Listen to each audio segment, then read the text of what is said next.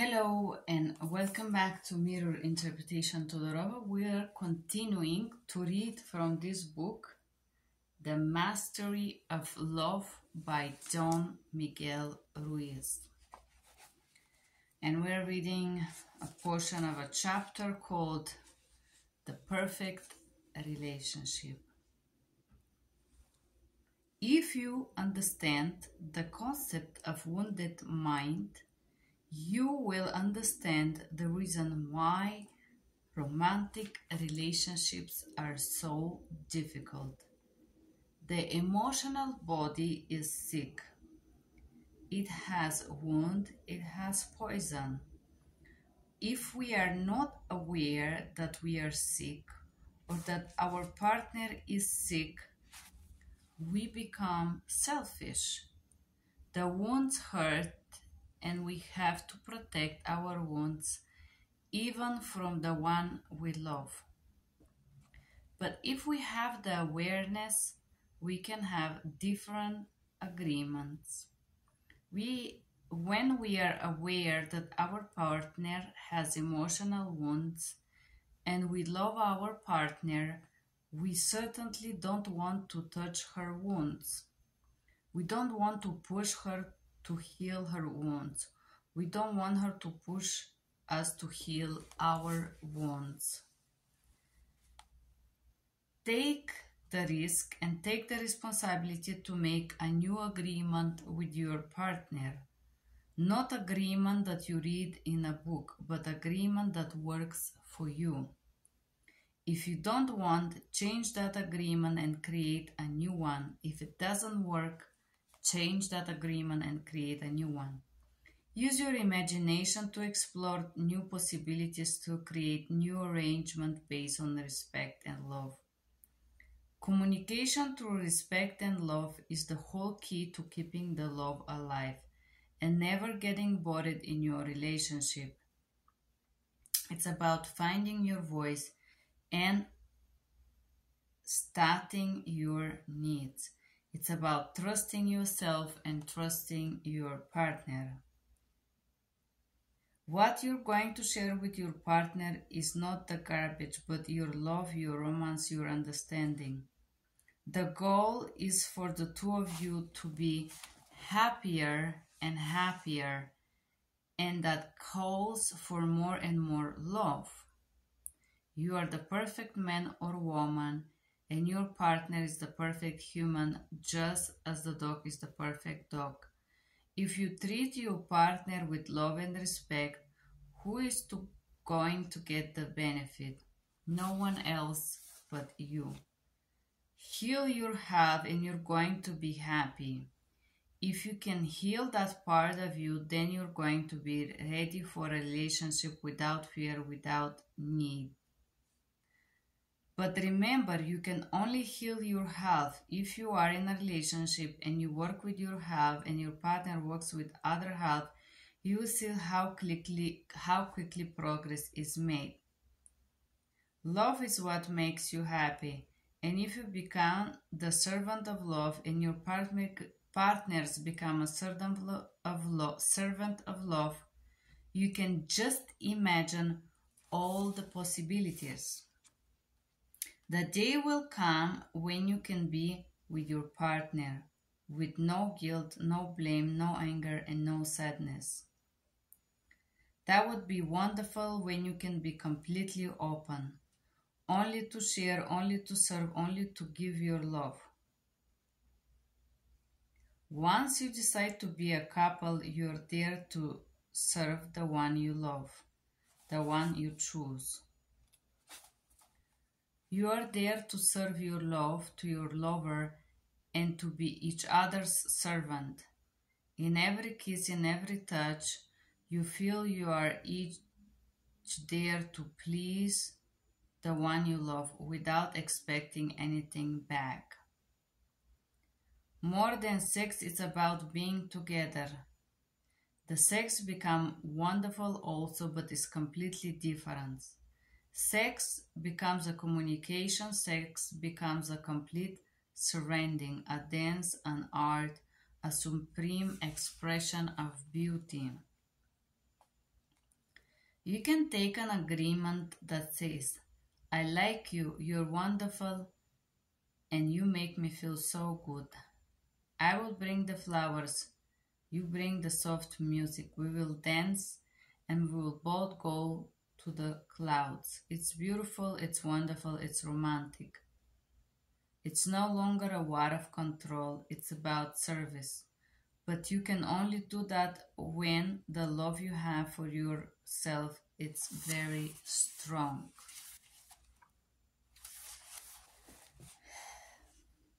So once again, we are done to read these few pages, and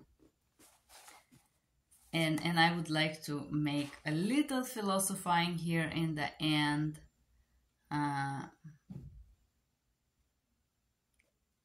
So talking about awareness, I think that very, very few people are aware of their own problems.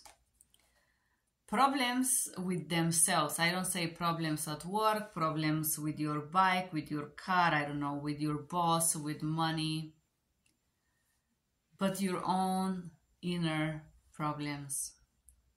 Every human, I believe, has his piece of puzzle or its piece of self-conflict, of self-doubt, of self-insecurity, constant searching yourself, growing, changing, rediscovering yourself, thinking that you like something and then suddenly you realize that it's not good for you anymore. So every human has this constant rolling inside. And this rolling could be self-discovery, could be emotion, sadness, happiness, moods, morning time.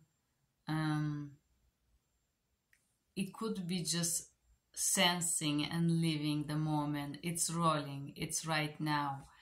And so there is no such a thing of being constantly aware of these feelings or emotions or vibe that you have. There is no such a thing. However, most of the people are in very dormant state with themselves. And most of the people will try to numb this experiencing of yourself, experiencing of the morning, of the coffee, of the life, of having breakfast, of just rolling.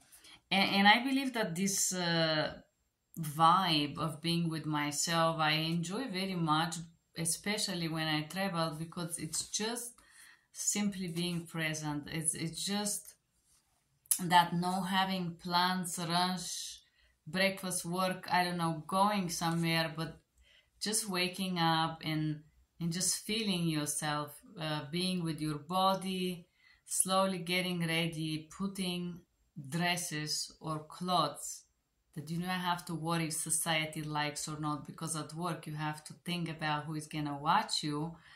But when you travel, when I do travel, I would wear what I like. I would wear a hippie clothes. I have my hippie vibe, and I could be simply with a simple dress or simple anything, and I would just sit and have my breakfast and just observe. I love to sit, when I go to Rome, I would love to go to one of those piazzas and just sit and have my coffee with croissant and just watch how the sun rises between the buildings and create this magical yellow light that comes between it, and sometimes it hit the fountain and you could see the birds coming. And you could see the people walking and starting to walk, and how the city start to get alive. It's just very beautiful moment for me. And I don't need to talk, or I just enjoy it. It's so beautiful to be just present and just chill with it, you know. The music of the coffee, of the bars, and the rumor of making coffee and people talking, and it's just, there is something magical about being aware of your surroundings. So why I talk about awareness is because a lot of people think, oh yeah, I'm gonna go to this ashram or this place and I'm gonna say Om Namah Shivaya 300 times or 108 times, and then I will become so spiritual, I'll be so zen, and I will be so aware of everything, and I will be so special. Nothing of those is gonna make you special. Most of the people are not even aware of the surroundings. And if you want to develop awareness, it starts with the outside. What is around you, and then how do you feel inside? Right now in this moment, taking coffee or eating breakfast or just watching the sun or whatever you are, whenever you are, what are you vibing with? If you look around, is it everything okay with your room, with your sofa, with your books? Is there something that you think you should remove? How are the things around you? Is there too much objects in this room? Do you hold to too much things? How do you vibe with your vibe? And it doesn't have to be a huge multi-billionaire house. It doesn't have to be expensive arts on the wall. It's just the simplicity of the place that you're right now. So awareness is not something that you wake up and you just have it. It's there. It's work. And being aware of what you feel, sometimes it's not very comfortable. It's sometimes you don't feel beautiful things. And sometimes you can't explain why you're so annoyed. You're just annoyed by something. And awareness cannot happen to you if you are fake to yourself. And if you try to numb yourself with marijuana and alcohol and drugs. So again, it's a beautiful fantasy that there would be this separation of humans when they interact with each other. A couple, one person bring their problem, their world, their head, their mood, and another person does. Imagine, and then you put it together, and one person is annoyed because he had a bad memory or something. The other person is annoyed because they want attention right now. They want it. So it's very fantastic to believe that this is real. Most of the people are not aware of themselves. They don't even know what they're feeling. They don't know where the conflicts start from, or even if they do know the whole of it, they don't want to get into the bottom of it and solve it because it's uncomfortable and it's painful. And most of the people, everyone that I know, they will distract themselves. And there is no better distraction than work. Yes. A lot of us will say we work because we need money, we work because we have to, because we're responsible, and this and this and that. The truth is that works take you away from yourself. When you work, you are busy with others business, with others project, with others problems, with others dreams, goals, and ambitions. Even if you have your own business, you're still busy with other people. You're not busy with yourself. Yes, you may I love what I do, and I feel happy when I do my job. However, this is time away from me, because I do dive into a lot of people's worlds to solve what is happening there, or serve whatever is the reason for my services that I provide. Same with you, no matter if you're plumber, IT tech, designer. I think art is a little bit different, but art still needs to fit. So there is a lot of controversy in working as an artist and doing an art. But I believe every profession, it's an art when you get to a certain level. So every time you work, you are away from yourself. Then you work 8 hours, let's say the best case scenario, and then you have a certain time to shower, dress, eat, and you have another, let's say, 8 hours of sleep. So 8 hours of sleep. Now we have 8 hours left. To dress, let's say 1 to 2 hours. Dress and eat, let's say total of 3 hours. And then we have a working out 4. And then we have 2 hours left of the 24 hours, in which we probably spend with the partner, with friend or something, watching a movie which is not again with ourselves. So in order to be aware of your own problems, your own self, but it's by being by yourself. And being by yourself doesn't mean watch a movie, watch the screen, play with phones, WhatsApp, Google, I don't know, all the things that is gonna distract you and keep you busy. Being with yourself, sometimes it means to sit quietly with 0 distractions. How many minutes a day you sit with yourself with 0 distractions? Just to feel the moment with yourself. Probably 0. And probably this is why a lot of people are not aware of their own feelings, of how they elaborate, how they interact, how they function in society, and how they function within themselves. So most of the people will try to fool this little time left and suffocate your soul and yourself with other people, with relationship, with boyfriend, with fun, drinks, restaurant, going out, whatever it is. And then we're gonna be so distracted by others, by the problems with the boyfriend, with the little time that we have alone is not gonna be alone. It's gonna be busy with this other person, with this, what they said, what they did, how they made it, he didn't make it, they didn't respect you, then talk to the friends, then to the mother, to the father, to the relative, and that's it. There ain't no time alone. No time alone, there is no awareness. So once again, this is a beautiful book. It's very interesting because this is like a fantasy. How many people you have met that have sit and talk about the problems that they have first with their own selves? Because a lot of people will say, what are you talking about? I have 0 problems with myself. My life is perfect.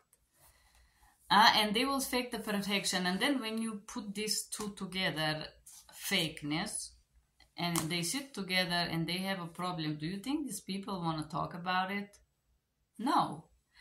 I think a very, very probably small percentage of people will actually sit without screaming, without shouting, without being, just talk about a problem and how I see the problem and how the other part see the problem, what I want to do about it, how can I handle this, do I want to handle this, do I want this in my life or no, and if I'm willing to vibe with this type of problem right now in this stage of my life where I am today.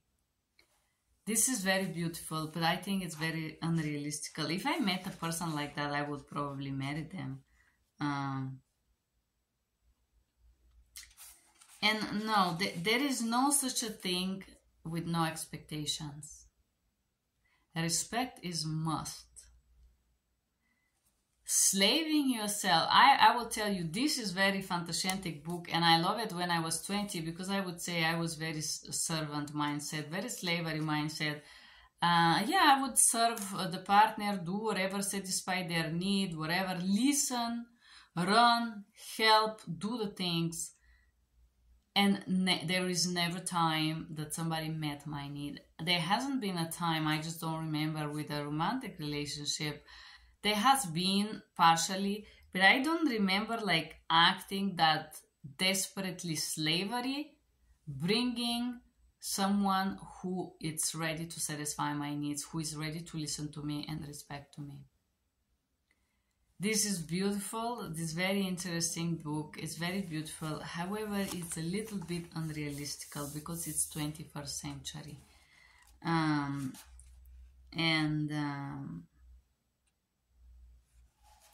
most of the people doesn't want to give anything. And I'm not talking about money again.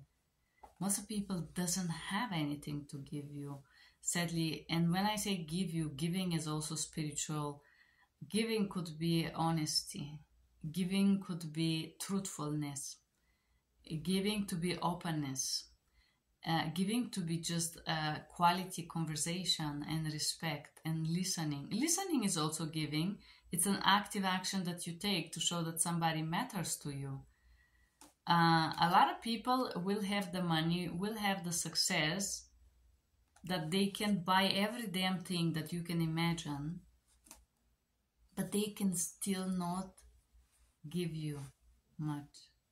And the reason why is because they achieve financial success in order to fill this empty feeling inside, to calm it. So, said that, this is a wonderful fantasy here that is very beautiful.